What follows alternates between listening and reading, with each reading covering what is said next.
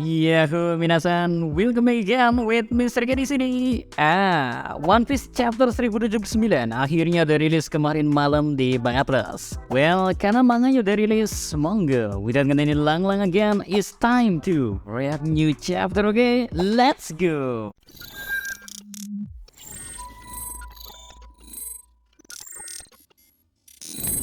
Judul chapter terbaru versi Manga Plusnya ya, Yunko, kelompok bajak laut rambut merah. Ya, seperti biasa kalau judulnya udah kayak gini, fokus dari seluruh chapternya ya bakalan ke bajak laut Akagabi. Dan rasanya akhirnya kita sampai juga ke satu chapter di mana ya Shanks beneran muncul hampir ya mungkin setengah lebih lah. Bahkan gilanya lagi dia tampil dengan memukau, menunjukkan cara bertarung darinya yang akhirnya diperlihatin di chapter kali ini. Next, di chapter ini ya, kita kembali sama cover fan request dari Tokyo dengan nama pena Himawari ya. Makanya kita dikasih sebuah cover yang ngeliatin Luffy sedang menyiram singa karena dia menyangka ya singa itu sebagai bunga matahari. Buat misteri sendiri, bukan hal itu yang menarik dari cover request buatan Oda Sensei kali ini, melainkan keberadaan sebuah matahari pada pojok kiri cover yang entah kenapa mengingatkan kita kepada Prometheus. Ya, sejak pertempuran Big Mom di Wano Kuni, hingga saat ini kita masih belum mengetahui secara pasti bagaimana nasib dari para homisnya.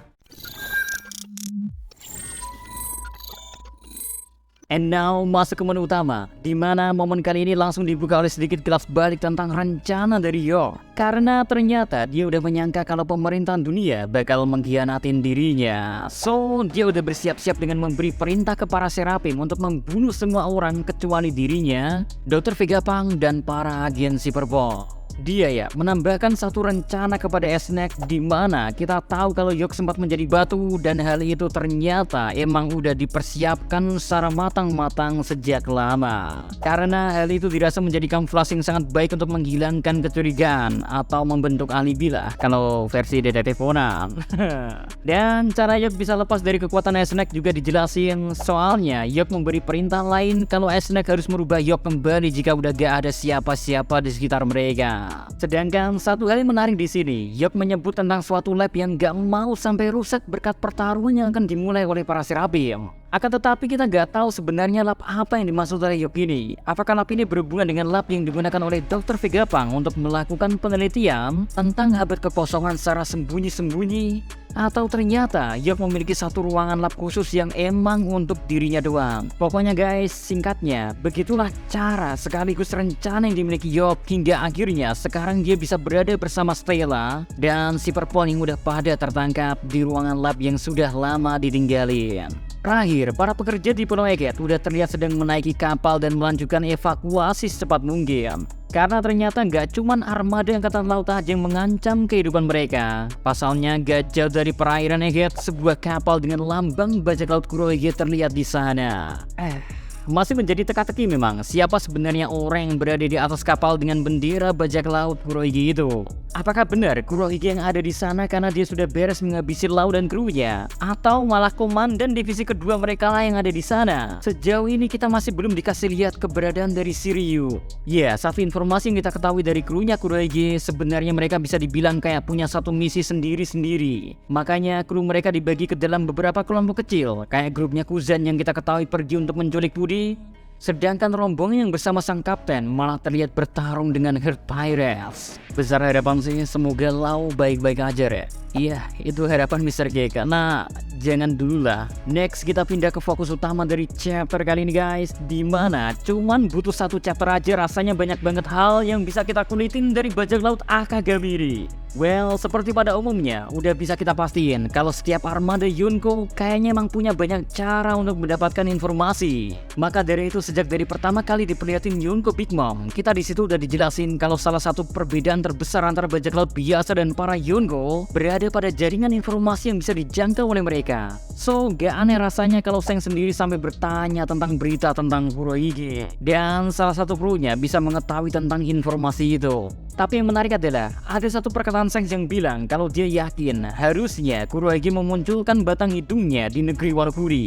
Sehingga mungkin ini juga menjelaskan mengapa Shanks dan krunya sempat terlihat berada dekat di perairan Wano. Akan tetapi kalau Shanks saja yang kita tahu bisa melihat masa depan sejelas itu dan udah yakin banget sama Kurohige mengarah ke Wano, lalu mengapa Kurohige malah gak terlihat berada di Wano Kuri? Apakah ada seorang mata-mata milik Kurohige yang berada di dalam kru Akagami Pirates, atau hal itu murni hanya bagian dari jaringan informasi yang dimiliki oleh Kurohige saja? Karena tentu kita pun gak bisa meremehkan jaringan informasi yang dimiliki oleh Kurohige, guys. Di sisi lain, bagaimana motif dari Shanks juga semakin diperkuat dengan kemunculan di chapter kali ini. Setelah sebelumnya sempat dibuat kebingungan berada di sisi manakah seorang Akagami no Shanks. Namun mendengar dia sampai memastikan terlebih dahulu apakah krunya Kid memiliki waktu untuk pulih karena mereka baru aja bertarung habis-habisan di negeri Wano. Hal ini menandakan kalau Shanks sendiri kemungkinan gak ingin meladeni bajak laut Kid, andaikan mereka emang kondisinya belum 100% pulih. Tapi yang menarik, apakah dengan kemungkinan Shanks berada di posisi protagonis berarti dia tidak akan bertarung dengan Luffy dan kawan-kawan? Ya, hal itu juga gak bisa kita artikan semudah itu, guys. Karena peran Shanks yang kita tahu seakan menjadi penyeimbang sekaligus penjaga terakhir dari mendiang kaptennya. Tentu mungkin akan ada satu peran yang dia mainkan dan sangat mungkin Shanks menciptakan suatu situasi di mana mau gak mau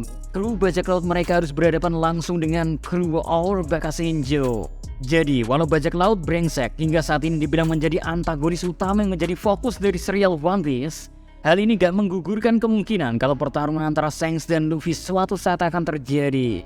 And last, mungkin yang masih menjadi teka-teki saat ini, apakah bajak laut Kid akan Oda Sensei buat berakhir di sini, atau malah mereka nantinya akan bisa bangkit kembali? Soalnya kita ngerti kan, hanya butuh satu tebasan aja dari seorang Shanks, dia udah mampu mengalahkan Kid dan Killer dalam waktu yang bersamaan. Padahal hanya bermodal Kamisari. Makanya sisa kru dari kita aja sampai memohon ampun dan memberikan salinan poneglyph yang mereka miliki. Tapi kalau Misteri sendiri ngeliat hal ini emang mungkin saja secara gak langsung ya momen kali ini selain menjadi teguran dari kelompok Akagami kepada Kid dan kawan-kawan, mungkin aja Oda Sensei ingin memperlihatkan ke kita kalau bajak laut Kid udah gak perlu kita perhitungkan kembali untuk menjadi saingan Luffy dan kawan-kawan dalam merebut gelar Raja Bajak Laut. Tapi apakah hal itu berarti Kid gak akan kembali muncul? Ya, feeling Misteri sendiri Kid dan yang lainnya masih tetap bakal dimunculkan dan malah sangat mungkin masih terlibat dalam sesuatu hal yang besar nanti. Akan tetapi kehilangan salinan poneglyph dan kalah telak oleh Shanks dan yang lainnya, seenggaknya hal ini bisa kita pertimbangkan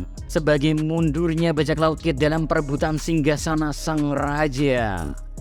Satu alasan besar lain mengapa Kid masih mungkin untuk kembali bangkit ya, yaitu alasan mengapa Oda Sensei gak ngebuat Kid mati di tangan Shanks sendiri. Padahal kalau kita lihat Shanks sangat mampu untuk membunuh baik Killer dan Kid secara langsung. Akan tetapi selain emang ingin memperlihatkan sifat sesungguhnya dari Akagami no Shanks, Oda Sensei juga seperti menyimpan suatu rencana dengan tetap membuat Kid Pirates masih hidup. Atau beneran emang sirna sih?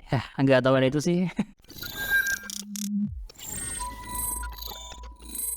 Oke, kayaknya cukup segitu aja dulu buat konten First React One Piece chapter 1079 nya guys. Dan bakal masih ada konten 3M terkait Shanks ini, karena chapter 1079 ini ya membuat banyak hal makin menarik, cocok untuk dijadiin konten ngobrol ngalor ngidul kemana-mana. So, sekian konten kali ini guys. See you next time. Andi Sekarang Melo, stay safe everyone. Salam Hadiberia.